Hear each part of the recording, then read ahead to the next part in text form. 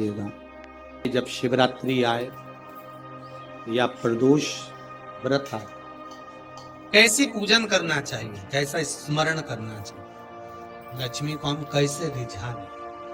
हमारा तो एक निवेदन रहेगा, केवल दिवाली पर ही लक्ष्मी को रिझाने का प्रयास मत करिए। दीपावली के दिन बहुत व्यस्त रहती हैं मां, थोड़ा ध्यान देना। ये उन लोगों के लिए है जो 1 रुपए कमाते हैं, सवाया खर्च होता है घर में, जिनके संपदा।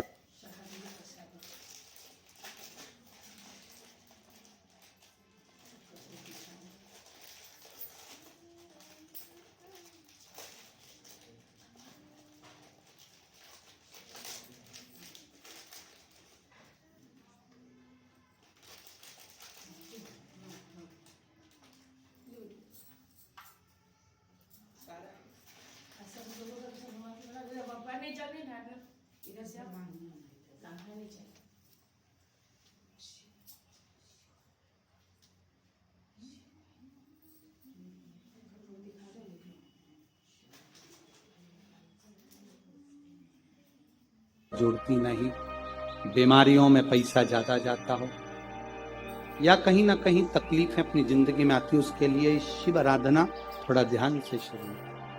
पूर्णिमा से पूर्णिमा के बीच में जो सोमवार पड़े, प्रदोष पड़े, शिवरात्रि पड़े, प्रयास करना।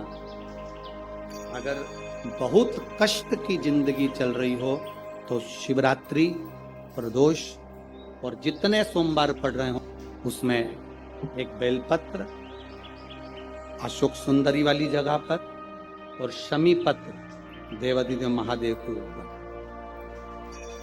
ये 2 जगह पर अवश्य चलो। 1 महीने में जितने सोमवार पड़ जाएं और प्रदोष पड़े और मासिक शिवरात्रि पड़े, उसमें अवश्य चलो। बेलपत्र कहाँ चढ़ाना है, जम के बोलो जरा, अशोक सुंदरी की जगह। और शमी पत्र कहां चढ़ाना है, देवादिदेव महादेव के। एक बार चढ़ाकर देखो, आपके जीवन का जो आनंद है, जो अपने हृदय की कामनाएं हैं, अपने हृदय के भाव हैं, भूलवश भी अगर कोई बेलपत्र और शमी पत्र दोनों एक साथ आपकी बहन अशोक सुंदरी और आपके पिता देवादिदेव महादेव को शमी पत्र जो समर्पित कर देगा, देवादिदेव महादेव कहते हैं उसके यहाँ कुबेर का भंडार शिव भर देगा। एक शमी पत्र, फिर समझिएगा, ये जो बेलपत्र है ये आप समर्पित करेंगे अशोक सुंदरी वाली जगह। कहाँ समर्पित करेंगे, अशोक सुंदरी जगह। और शमी पत्र आप समर्पित करेंगे देवादिदेव महादेव को। बस इसमें एक चीज का स्मरण अपने को करना है, जब अपन अशोक सुंदरी की जगह पर बेलपत्र चढ़ाएंगे तो ये डंडी का जो मुख है, ये महादेव के जो खाली स्थान है, खाली वाली जगह, उसी ओर होगा। शमी पत्र की जो डंडी का मुख है, इसी की और जिस ओर तुमने बेलपत्र चढ़ाया है उसी ओर शमी पत्र की भी डंडी का मुख उसी ओर हो। जहां पर आप बेलपत्र की डंडी का मुख रख रहे हैं उसी ओर शमी पत्र की डंडी का भी मुख उसी ओर हो। व्यक्ति के जीवन में जब कर्जा बढ़ता है, कहीं कोई व्यक्ति को धन दिया, पैसा दिया और वो पैसा लौट कर नहीं आता, तब बटकेश्वर महादेव का पूजन किया।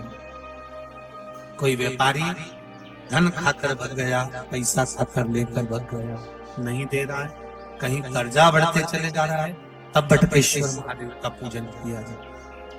भगवान शिव का पेड़ के पेड़ के नीचे पूजन, बटकेश्वर महादेव का स्मरण।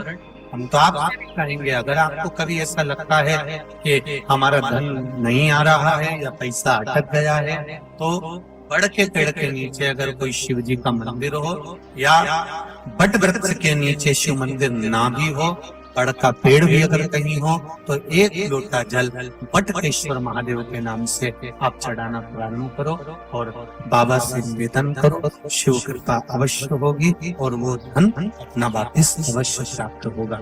बटकेश्वर महादेव लक्ष्मी को वापिस लेते, ये बटकेश्वर महादेव का नियम। ये बटकेश्वर महादेव का नियम, वो धन संपदा को वापिस खींच कर लेकर आते। कर्म करो, फल उस परमात्मा को। कैसी पूजन करना चाहिए, कैसा स्मरण करना चाहिए, लक्ष्मी को हम कैसे रिझाएं। हमारा तो एक निवेदन रहेगा, केवल दिवाली पर ही लक्ष्मी को रिझाने का प्रयास मत करिए। दीपावली के दिन बहुत व्यस्त रहती हैं माँ, बहुत व्यस्त। माता लक्ष्मी के पास में तो इतनी सी भी फुर्सत नहीं रहती कि वो भगवान विष्णु से बात कर सके। इसलिए दीपावली के दिन लक्ष्मी, गणेश, सरस्वती का पूजन देखा होगा, पर नारायण लक्ष्मी का पूजन नहीं देखा होगा, क्योंकि टाइम मिले तो बात करें, समय ही नहीं रहता, सबके यहाँ जाना है। पर यहां शिव महापुराण की कथा कहती है, अगर आप शंकर के अनुमोदन में लगे हो, बेलपत्री के वृक्ष के नीचे घी का दिया भी लगा रहे हो, तो लक्ष्मी किसी भी दिन आपके घर में प्रवेश कर सकती है। आपका भजन आपको आप हृदय से, चित्त से, मन से आप भगवान को रिझाओ, बस कैसे भी रिझाओ। 7 बार विष्णु पुराण कहती है, ऐसा कोई दिन नहीं होता जिस दिन दरवाजे पर 7 बार लक्ष्मी आकर खड़ी नहीं होती। कल एक कथा कही थी आपको कि प्रत्येक मनुष्य के भाग्य में सुख लिखा है, केवल मंथन करना। भविष्य पुराण कहती है 7 बार लक्ष्मी प्रत्येक मनुष्य के दरवाजे पर जाकर खड़ी होती है, पर द्वार पर चप्पल पड़ी होने के कारणवश वो लौट कर चली जाती है। बहुत ध्यान दीजिएगा, हमारे थोड़ा सा आपको बुरा लगेगा, लग जाए, पर शिव पुराण है, जीवन संवार देगी तो अच्छी बात है, जीवन संवार दे तो अच्छी बात है। मंदिर के द्वार पर हम जब चप्पल छोड़ते हैं,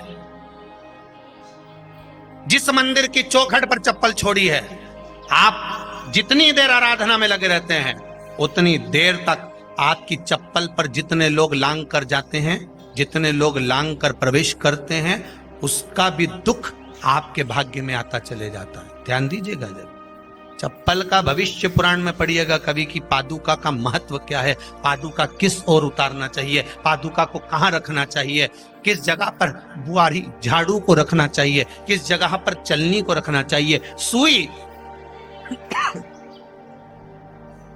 उस सुई को जिस हाल में सब बैठते हैं उस हाल में क्यों रखा जाता? सुई तो इतनी सी है, पर जिस हाल में सब बैठते हैं उस हाल में ना तो झाड़ू रखते हैं, उस हाल में ना चलनी रखते हैं। भैया क्यों नहीं रखते?